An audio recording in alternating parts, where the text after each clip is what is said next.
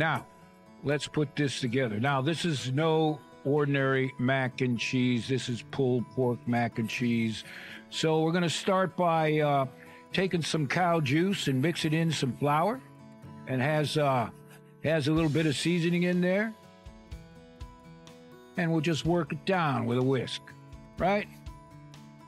You just keep stirring with the whisk, add some butter in there, and you'll get the lumpiness out of the flours in no time at all, right? Well, you know how to do that. Now, if you've never had pulled pork mac and cheese before, you definitely got to check this out. All right, now we're going to slowly add some cheese. Here we've got some cheddar. Here we've got some pepper jack and mozzarella. Ooh. Just keep blending it in. And to kick up the cheese, we've got some Parmesan. Now, use what cheese you have, but this is a great blend for this pulled pork mac and cheese. So just keep working it down and add some more cow juice in order to get the right consistency, right? You don't want it too thick. You want it just about like that. Perfect. All right, now we're going to pour that on some cooked macaroni. Those are elbows, right? You're familiar with those. They kind of work as the perfect pasta for a mac and cheese. And we're going to pour it on. Give it a mix. Oh, now this is good living, man. I'm telling you. This is not one of those mac and cheeses that comes out of that little cardboard box, right? With some of these tiny elbows and some cheese flour. Oh, no. Oh, this is a real thing. All right, now we got some pork privilege. It's our seasoning. Check it out on our website. And we're going to add a little bit to the panko. Just like that. Right? The pork privilege goes a long way. Oh, man. Are you getting hungry or what? I mean, we're going to live off of mac and cheese, right? Well, wait till you have it with some of that pulled pork.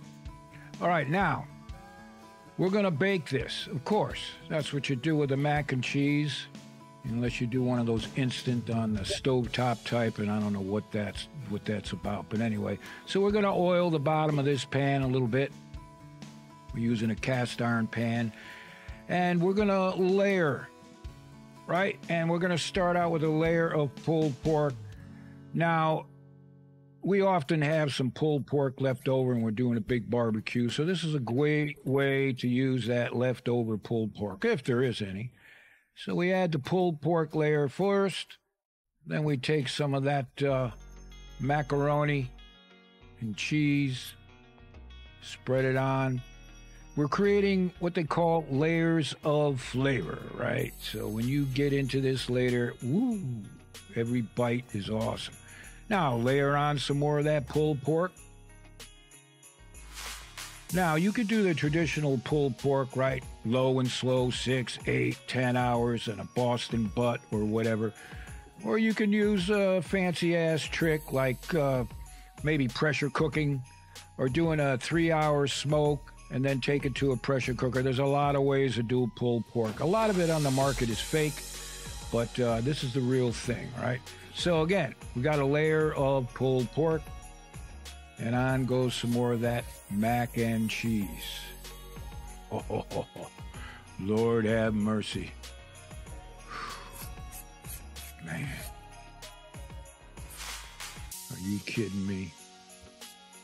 I mean, I just dive into this right now. I don't think there's much more we need. All right. So, you can see the pit master is into this. Now, we're going to take some of that seasoned panko, right? It's got the pork privilege in it. You use what seasoning you like. Again, creating layers of flavor.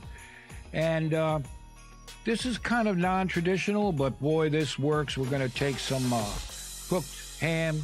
It's like a smoked ham. We're going to layer it on. Again, layer of flavor.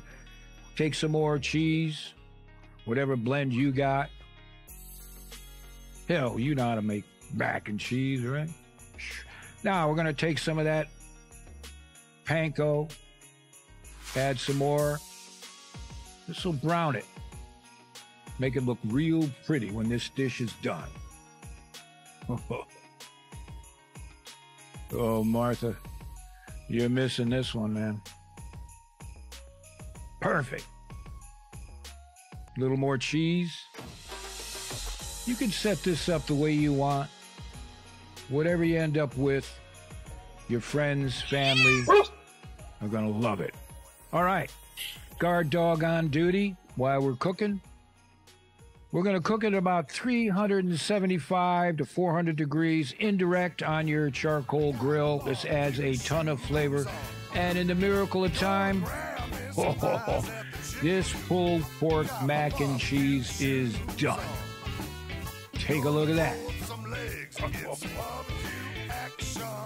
Now, this is a part where the pit master is going to eat it in front of you, but if you need the recipe, head on over to our website. You'll be able to print it out. And while you're there, start your chapter. We've got 18,000 chapters and pit masters in over 100 countries. We'd love to have you. Trust me, apologize. So the next time you're looking for a recipe for your pit, check out BBQPitBoys.com.